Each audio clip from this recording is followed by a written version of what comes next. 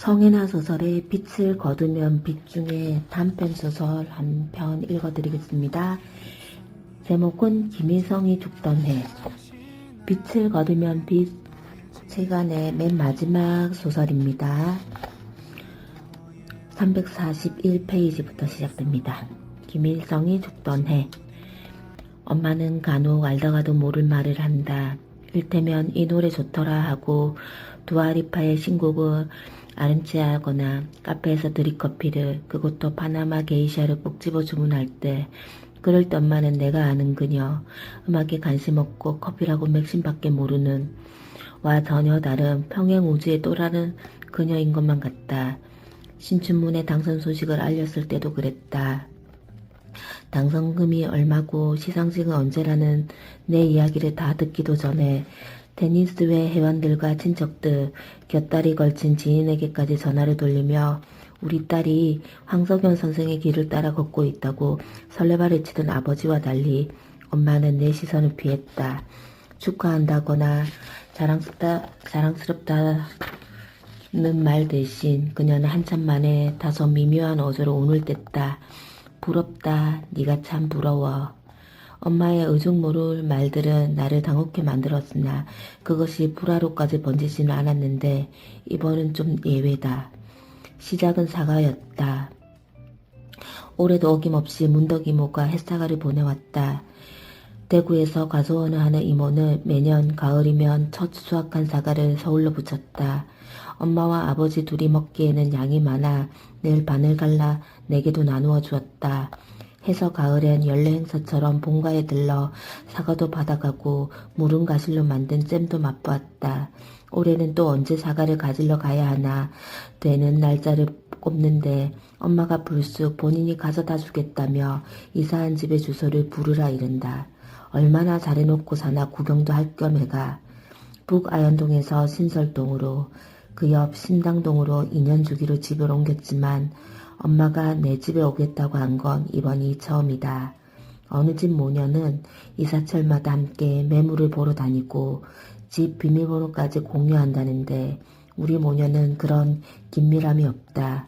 엄마는 입주 청소를 도와준 적도, 갖은 잔소리를 쏟아내며 해묵은 세간을 정리해주거나 텅 빈 반찬통을 살뜰히 채워준 적도 없다. 나 역시도 엄마에게 그런 것을 먼저 바라거나 청하는 법이 없었으나 아마 반찬이 떨어졌다고 했더라도 엄마는 요즘 반찬 가게 참 잘 나오더라 하고 말았을 것이다. 무심하게 아플 정도로 무심하게 말이다. 엄마의 무심함은 내가 작가가 된 후에도 이어졌다. 작품이 발표될 때마다 아버지는 자신의 페이스북이며 밴드의 소식을 전하고 동료와 우려가 뒤섞인 평을 내게 보내곤 했으나 엄마는 늘 묵묵부답이다. 때문에 엄마가 오기로 한 시간까지 나는 8평 남짓단 원룸을 왔다 갔다 하며 일전에 작업했던 파일을 보란듯 열어두거나 내 소설이 실린 개간지나 단행본을 잘 보이는 곳에 빼두는 식으로 내 생활을 최대한 전시하기에 이른다. 본가에도 같은 책들이 꽂혀있긴 하나 엄마가 그것을 펼쳐보기나 했을지는 미지수다. 엄마는 홍옥을 들고 점심쯤 도착한다. 받아라. 문덕이가 넣어주라고 많이도 보냈더라.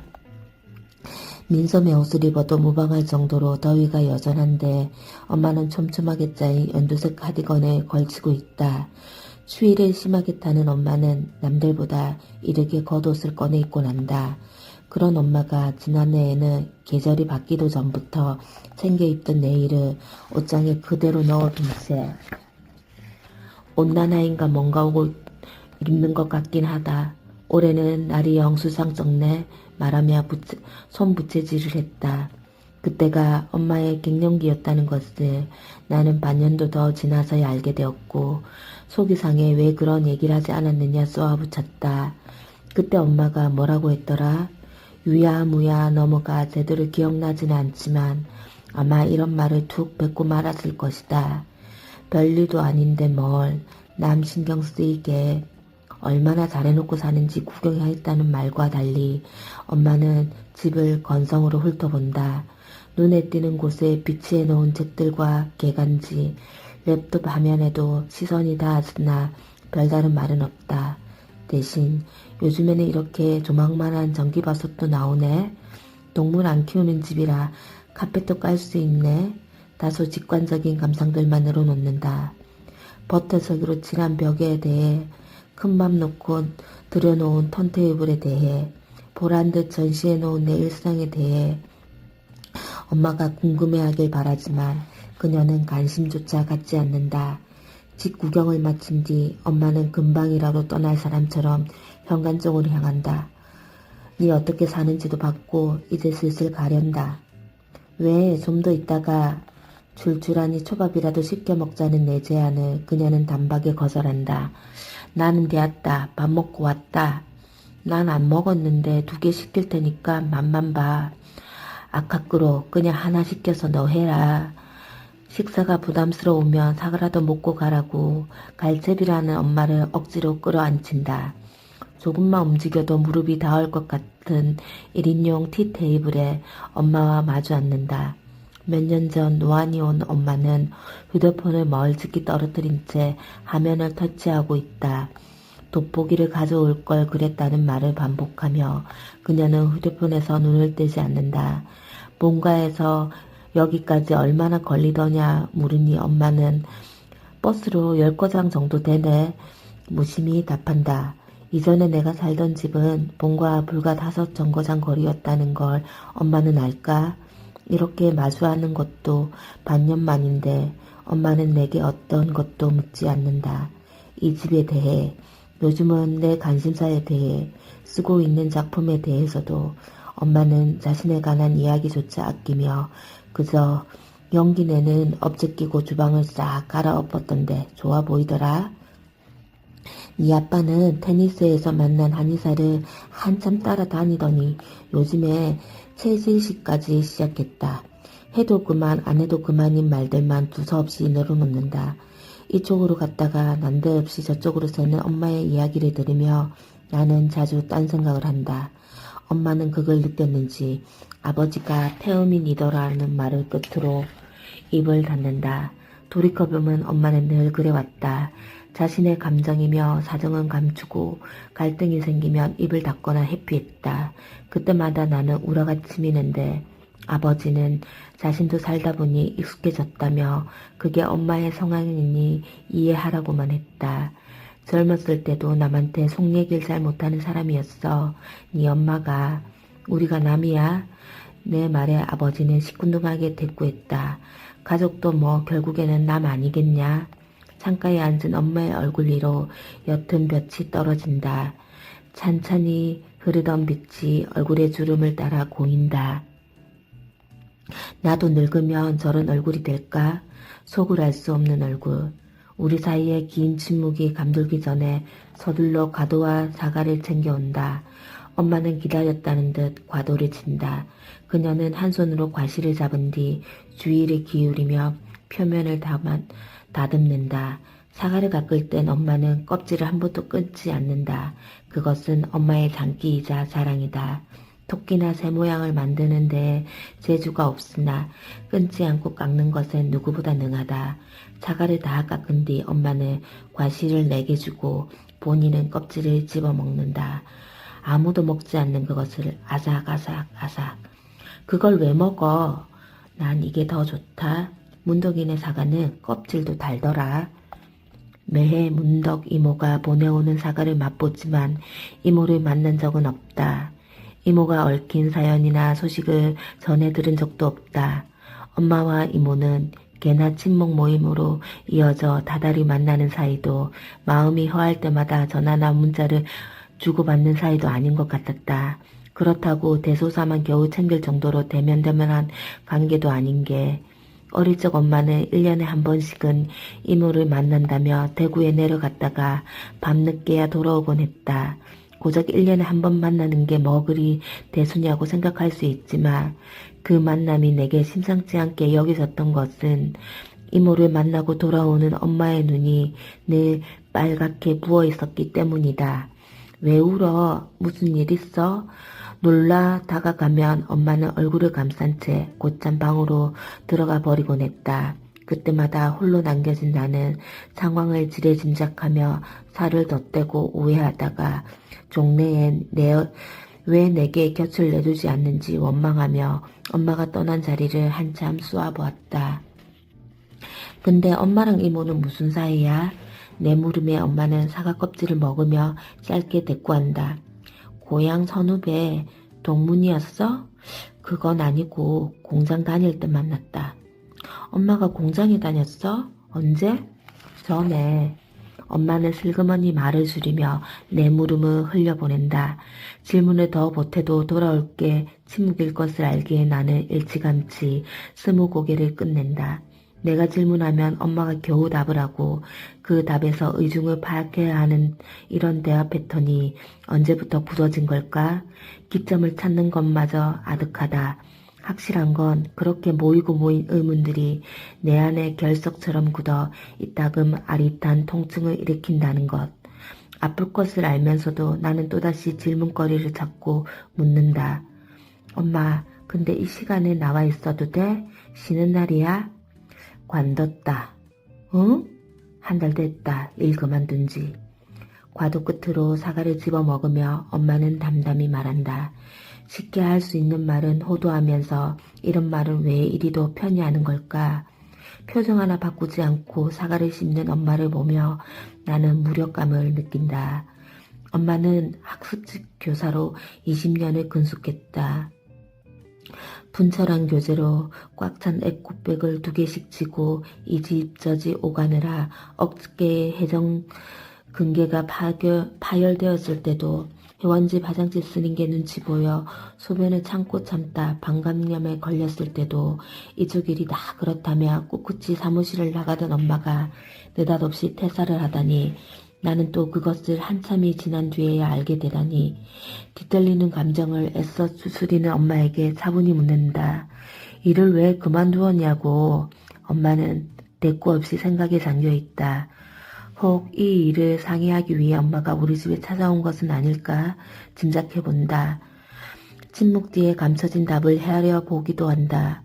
해고된 결과 사직세를 냈다며 언제부터 계획하고 있었던 걸까?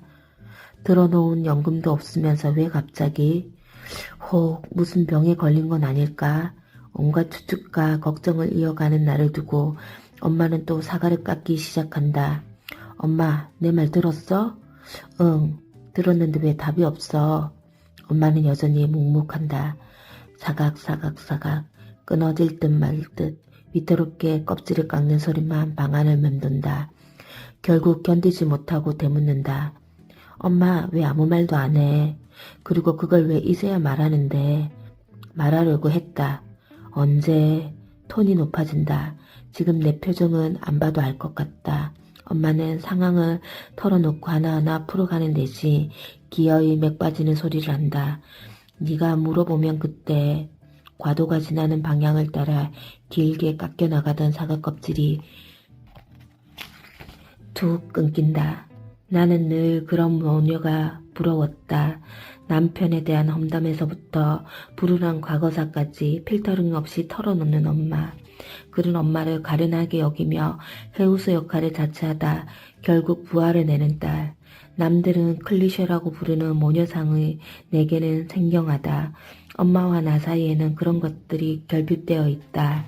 애절하고 끈적이는 것, 분노와 역정, 유치한 언쟁, 연민이며 사랑 따위. 엄마가 짐을 챙겨 현관에 나설 때까지 나는 그쪽으로 시선조차 돌리지 않는다. 엄마도 작별 인사 없이 그대로 문을 닫아버린다. 마음 주는 일에 있어 왜 이리도 인식할까? 인색할까? 남도 아닌 딸에게 엄마와 나 사이엔 여러 겹의 혀들이 놓여 있는 것 같다. 넘기도 어렵고 넘기도 어렵고 넘어서도 계속게 생기는 낮은 허들. 엄마에게 내 속 이야기를 하지 않게 된 것이 언제부터였을까? 내가 무슨 말을 해도 미적지근하게 반응하거나 대립을 꺼리며 쉬 입을 닫아버릴 것임을 예감하게 된 뒤로는 우리 사이에 처진 허들을 넘지 않게 됐다. 분을 사귀며 테이블을 정리한다. 엄마가 깎다만 사과가 테이블 위에 덩그러니 놓여있다. 정갈하게 깎인 과실이 내 편에만 놓여 있다. 이럴 때 마음은 참 쉽게도 뒤집힌다. 미워하다가도 불현듯 애틋해지고 충분하다 여기면서도 한편으론 서운해지는 모녀관계란 원래 이렇게 변덕스럽고 불안한 것이 아닌가. 군데군데 갈변한 사과를 먹으며 엄마에게 전화를 걸어보기로 한다. 어떤 말로 포문을 열지 고민하며 곰살궂은 말을 건네려 목도 풀어본다. 엄마 화났어? 미안해. 에이 하풀어라. 그렇게 너스레를 떨며 엄마도 조금은 다르게 반응하지 않을까? 그래도 딸밖에 없네. 같은 말을 할 수도 있지 않을까? 전화를 걸자 가까운 곳에서 벨소리가 울린다. 엄마가 앉았던 테이블 밑에 휴대폰이 떨어져 있다. 노랄한 벨소리를 내며 울리는 휴대폰을 들여다본다. 혜원. 딸내미도 아닌 딸도 아닌 혜원. 엄마가 휴대폰에 저장해둔 내 연락처를 보자 미약하게 남아있던 죄책감도 애틋함도 전부 휘발된다. 그래, 이게 우리 모녀지. 수식조차 없는 밋밋한 관계. 전화를 끊는다. 내 휴대폰을 열어 사랑하는 엄마를 엄마로 바꾼 뒤에 부는 가시지 않는다. 엄마는 모를 것이다. 내가 당신을 어떻게 생각하는지, 얼마나 큰 품을 들여 당신을 이해해 보려 하는지, 그리고 그 가정들이 나를 얼마나 고독하게 만드는지, 이런 것도 모르겠지? 요즘에 나는 수면제를 복용하지 않고선 잠을 이루지 못한다는 것을, 지난 반년간 생리가 끊겨 얼마 전 호르몬 검사를 했다는 것을, 또 엄마는 다음날 점심쯤 들른 엄마는 겸연쩍음과 민망함이 뒤섞인 표정으로 문 밖에 서 있다. 어제와 달리 나는 문만 열어주고 서툴러 랩톱 앞에 앉는다. 블라우스를 차려입고 옅은 메이크업을 한 내게 엄마는 묻는다. 니 어디 가나? 블라우스 아래 미처 갈아입지 못한 파자마 바지를 그녀는 희한하다는 눈으로 본다. 일이 있어서. 엄마 휴대폰 신발장 위에 있으니까 가져가. 빠르게 줌을 켜고 수강생들의 메일로 초대 링크를 보낸다. 매주 목요일은 창작 아카데미 온라인 수업이 있는 날이다. 등단 후 처음 받은 비대면 글쓰기 수업. 링크를 보내고 얼마 지나지 않아 화면 하단에 수강생들의 접속창이 속속 뜬다. 영교채, 유진강, 진희김, 정진주, 성옥장은 오늘도 없다. 당주 15명의 정원을 염두에 두고 수업을 개설했으나 신청자는 5명뿐이었는데 폐강 위기 속에서 겨우 멱을 이어가고 있는 마당에 늘 한 사람이 결석을 했다. 안녕하세요. 잘 들리시나요? 오디오 테스트를 하자 수강생들이 반박자 늦게 네, 잘 들립니다. 같은 말들을 채팅창에 적는다. 작은 바둑판처럼 보이는 화면들을 훑어본다. 오늘로 4번째 수업이지만 첫인사말은 언제나 같다. 성욱 선생님과 연락된 분 있나요? 채팅창이 고요해진다. 장성욱 씨는 첫 수업에만 얼굴을 비치고 이후론 소식이 감감하다. 바둑판 속에 섞여있는 그녀의 얼굴을 떠올려 본다. 엄마와 같은 연배로 보이는 중년 여성, 과거 문학소녀였다는 말로 자기소개를 시작했던 거, 광도가 낮은 조명 아래 앉아 얼굴에 그늘이 짙게 드리워져 있던 것이 그나마 기억난다. 아카데미 담당자는 수강 철회를 통상적인 일이라며 장성욱 씨가 아직 함부로 요청하지 않았으니 조금만 기다려보자고 했다. 통상적이라지만 공석이 눈에 띌 때마다 마음이 좀처럼 범상해지지 않는다. 모 작가의 글쓰기 강의를 신청하지 못해 같은 시간대에 내 수업을 듣게 되었다고 수강생이 지나가듯 말했을 때도 글 바깥의 것들, 나이나 외모, 주로 외적인 부분들에 대한 평가를 지속적으로 들었을 때도 나는 태어나지 못했다. 김혜원 소설은 기성문학의 아류에 불과하다는 혹평을 들었던 날에도 나는 언젠가 이런 평에 대범해질 수 있을까? 도대체 어떻게 써야 할까? 자문하길 반복하다 그만두기로 한다. 수업이 끝나면 장성욱 씨에게 전화를 해봐야겠다고 생각한다. 수업을 시작한다. 인물과 서사의 상관관계에 대해 이렇게 주어 섬기는 것의 대부분은 작법서에서 읽고 익힌 것들이다. 내 관점에 적힌 위인물을 밤새 준비해 놓고도 나는 그것을 끝내 사용하지 못하고 덮어둔다. 인물을 잘 모르면 서사는 매끄럽게 나아갈 수 없습니다. 타인의 주장과 관념을 인용하며 나는 나의 글을 떠올린다. 내 문장, 내 이야기라고 여겨 발표했으나 아류라고 치부받았던 소설을 작가님 소리가 끊기네요. 누군가 그 말을 채팅창에 띄운다. 와이파이를 체크하고 다시 수업을 재개하지만 여전히 싱크가 맞지 않아 수업은 또 늘어진다. 당황하며 허둥지 중 웹서핑으로 해결 방안을 찾는다. 대면 수업이었으면 다들 제 유능한 모습만 보셨을 텐데 제가 워낙 기계치라 자주 섞인 농담을 던져보지만 아무도 웃지 않는다. 수강생들의 표정을 나는 좀처럼 읽어낼 수 없다. 무례한 것 같기도 억지로 당혹스러움을 감추려 하는 것 같기도 하다. 즉각적으로 소통하기도 사람의 온기나 감정을 제대로 느끼기도 어려운 불안전한 만남이 지속되는 동안 다들 더 냉담해지고 지쳐가는 것 같다. 10분 남짓 지났을까? 수강생들의 분위기가 다시 묘하게 어수선해진다. 싱크도 맞고 다른 것도 별 이상이 없는데 혹시나 싶어 화면을 살펴본다. 내가 낮은 의자 뒤로 엄마의 얼굴이 비스듬히 걸려있는 것이 보인다. 아직도 안 갔어? 웹캠을 조금만 돌리면 화장실이나 침대 플레임이 보이는 원룸에서 내 생활과 형편을 숨기려 해도 쉽게 드러나 버리기 마련이다. 티나지 않게 카메라를 조정하고 수업을 이어가 보지만 엄마의 존재를 인지한 뒤로는 전처럼 집중하기가 어렵다. 혀가 꼬이고 방금 한 말을 되풀이하고 급히 수업을 시작하느라 엄마에게 사정을 설명하지 않은 것이 실수라면 실수일까? 무슨 말을 내뱉는지도 모른 채 내내 엄마 쪽을 겼는지란다. 엄마는 집으로 돌아갈 생각도 않고 카페집 갈린 바닥에 동그라니 앉아 무언가 끄적이고 있다. 도대체 뭘 하는 걸까? 어제는 그렇게 돌아가려 안달이더니. 어영부영하는 사이 1시간 반이 지난다. 강의 막바지에 수강생 중 하나가 좋은 소설이 무엇인지 묻는다. 나는 이 질문이 늘 어렵다. 주인공에 대해 이해하려 하지만 결국은 실패하는 소설. 내 생각은 그렇지만 이번에도 나는 나의 입장 대신 앤 라모트의 문장을 인용한다. 인물 하나하나를 온전히 이해하고 연민하는 소설이죠. 설사 악당일지라도요. 엄마는 여전히 낙서하듯 무언가 끄적거리다 잠시 생각에 잠긴 뒤 다시 쓰기를 반복한다. 내 말에 귀 기울이지 않는 것처럼 보이지만 여전히 어쩌면 경청하고 있을 수도 있다. 그런 생각을 하니 조금 부끄러워진다.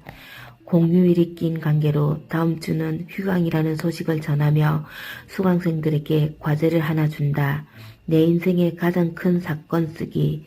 모니터 너머에서 수강생들이 그것을 받아 쓴다. 2주 뒤에도 이들과 만날 수 있을까? 조심스럽게 어림해 본다. 다들 내 결함과 미숙함에 질리진 않았을까? 나의 불안을 그들이 꿰뚫어 보진 않았을까?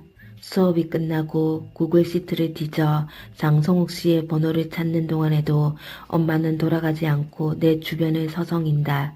모니터에 엄마의 실루엣이 비친다. 엄마는 방 안에 있는 물건들을 유심히 살피지만 어떤 것에도 손대지 않는다. 냉장고나 부엌 선반을 열어 살림을 가늠하거나 참견하지도 않는다. 무엇이 저리 조심스러울까? 그녀가 무람 없이 내 생활에 틈입하기를 나는 은밀히 바란다. 함부로 선반을 열어젖히고 내 안에 든 안정제를 찾아내 무슨 약이냐고 묻고 내 사정을 캐고 꾸짖고 염려하다. 함께 우려줬으면. 하지만 엄마는 선반을 열지 않는다. 냉장고에 붙은 그림 엽서나 사진을 훑어보다 말고 엄마는 내 쪽으로 다가온다. 하다 휴대폰까지 두고 갈 줄은 몰랐네. 나이가 드니 자주 깜빡깜빡 한다며 그녀는 최근에 한 실수들을 늘어놓는다. 생전 안 밀리던 사우나 월비를 밀린 것, 아버지의 생일을 착각하고 한 달이나 일찍 미역국을 끓인 것, 그런 그녀에게 짐짓 성가시다는 투로 묻는다. 안 가? 가야지. 꼭 간다. 간다 해놓고 그녀는 계속 내 뒤에서 서성인다. 니는 그거 참 요목조목 잘도 하대. 뭘? 그거 얼굴 보면 회의하는 거. 엄마가 웨이컴을 가리킨다. 만날 하나? 목요일만. 난 그거 암만 해도 모르겠더라. 누가 알려줘도 모르겠어. 엄마 줌을 쓴 적이 있어? 내 질문에 엄마는 관성처럼 입을 닫아버린다. 또 시작이구나. 고개를 돌려 엄마를 본다. 엄마는 알 수 없는 표정을 짓고 있다. 침울한 것 같기도 풀이 죽은 것 같기도 하다. 무슨 일 있어? 엄마의 표정이 미세하게 일그러진다. 재차 묻는다. 왜 무슨 일인데? 나한테 말해봐. 응? 엄마 계속된 물음에 지쳤는지 엄마는 그간의 일들을 또박또박 수레한다. 여름에 지국에서 지침이 내려왔다. 비대면 학습 서비스를 전 회원에게 적용시킨다는 것이었다. 당장 패드로 다뤄야 하고 학습법도 새로 익혀야 하는데 젊은 사람들과 달리 나는 그것에 취약했다 해서 그만두게 되었다. 엄마의 말은 언제나 행간이 넓다. 그 사이사이에 숨어있는 감정을 짚어내는 건 내 몫이다. 그래서 그냥 간둔 거야? 퇴직금은 제대로 받았어? 내 말에 엄마는 답한다. 이쪽 일은 원래 퇴직금이란 개념이 없다. 요즘에 퇴직금도 안 주는 회사가 어디 있어.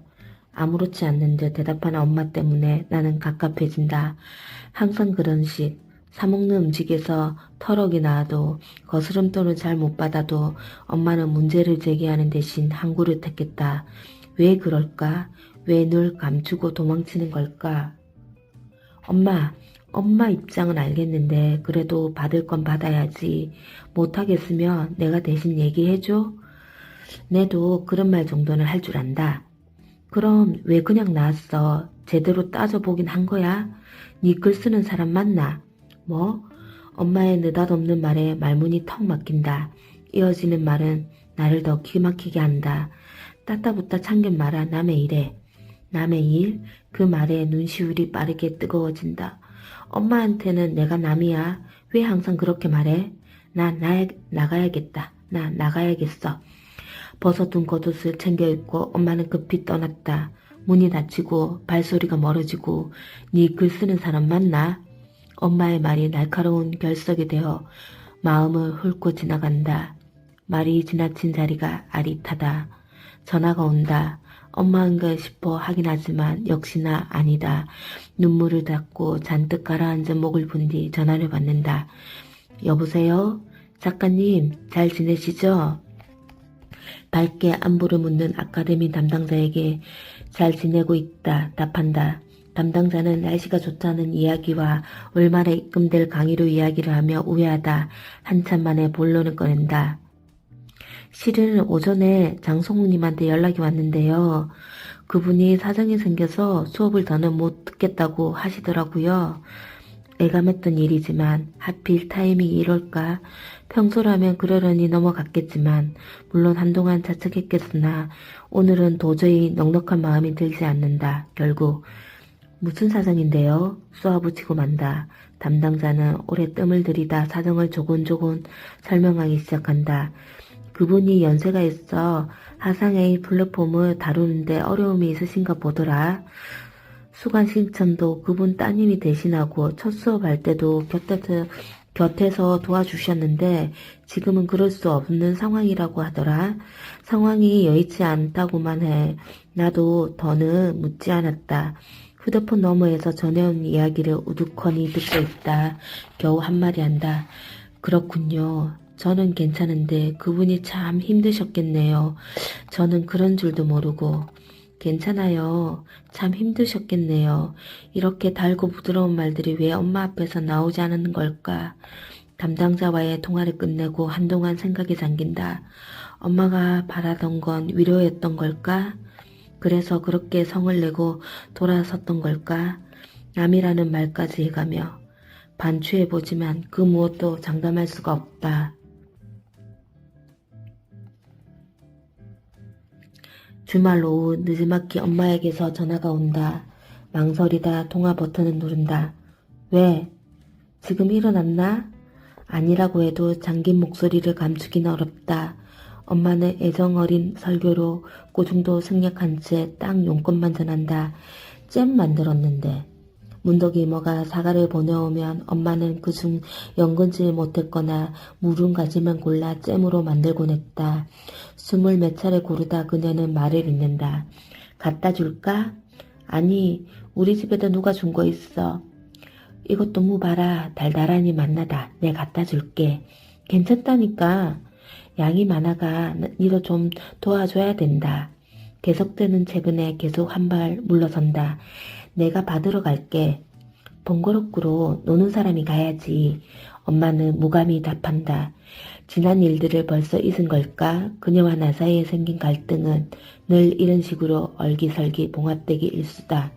미안하다. 괜찮냐는 말 대신 밥은 먹었냐? 누구에게 무슨 일이 생겼다더라 같은 시잡잖은 안부로. 구두편 너머에서 엄마의 숨소리가 들려온다. 가늘고 길고 규칙적으로 마음속으로 무언가 부르르 끓어오른다. 지겨워. 사람을 질식시키는 침묵이 절절매는 동안 소진되는 마음도 돌아오지도 못할 애정이 아까워. 마음대로 하라는 말을 끝으로 엄마의 전화를 끊어버린다. 오지 않을 줄 알았는데 엄마는 잼이 든 에코백을 들고 다시 찾아온다. 이제는 방의 구조가 익숙해졌는지 엄마는 자연스럽게 볕이 가장 잘 드는 자리에 앉는다. 엄마의 시선은 창가에 걸린 선캐쳐에 닿아 있다. 빛이 모이고 흩어지길 반복하는 무료한 광경을 그녀는 이채롭다는 듯 바라본다. 한참 만에 엄마가 묻는다. 바쁘나? 불어 자판을 시끄럽게 치며 물음을 일축한다. 엄마가 먼저 사과한다면, 서툴게나마 표현을 한다면 받아줄 요량은 있다고 생각한다. 하지만 엄마는 그래 바쁠 텐데 일 봐라. 에코백을 통째로 놓아둔 채 조용히 집을 나선다. 아무것도 적혀있지 않은 한글창을 엄마도 봤을 텐데 무응답 뒤에 숨긴 지기와 미움의 애정에 대한 갈구를 읽었을 텐데 왜 엄마는 아무 말도 하지 않는 걸까?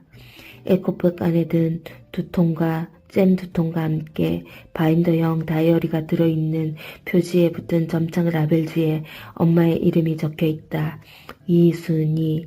색색의 컬러 포스트잇이 중간중간 붙어있고 종이가 일어난 탓인지 다이어리는 보다 두툼하다. 속지를 한 장 한 장 넘긴다. 지국회의, 차월 학습 안내, 진단 테스트 준비, 1월부터 6월까지 빡빡하던 스케줄은 7월에 접어들며 뚝 끊긴다. 먼슬리 페이지가 끝나고 프리노트가 이어진다. 과거의 업무 내용과 엄마가 담당했던 지구 회원들의 명단이 손글씨로 적혀있다. 별다른 건 없네. 생각하며 주르르 넘겨가다가 중간쯤에서 멈춘다. 앤 포그너, 시물 라르크 같은 오자들. 오늘 저녁엔 또 뭘 해 먹어야 하나. 입이 심심하다. 같은 기퉁이에 시시콜콜하게 적어 내려간 낙서. 그리고 내 인생의 가장 큰 사건이라는 큰 제목의 단, 김일성이 죽던 해로 시작되는 긴 글. 엄마의 글은 내가 그녀의 뱃속에 자리 잡은 1994년 여름으로부터 시작되었다.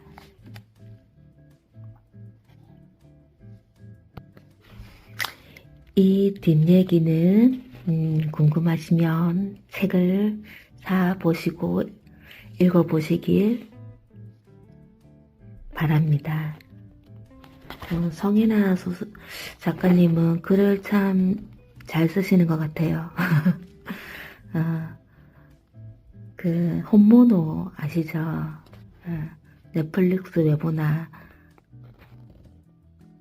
혼모노 보면 되는데 우리 박정민 배우가 말씀하신 그 혼모노의 작가이십니다. 예. 이번 책을 이제 거의 다 쓴 책을 거의 다 완독했어요. 이 작가님에 대해서. 예. 다음 새 작품을 기다리고 있습니다. 올해쯤에 내시겠죠?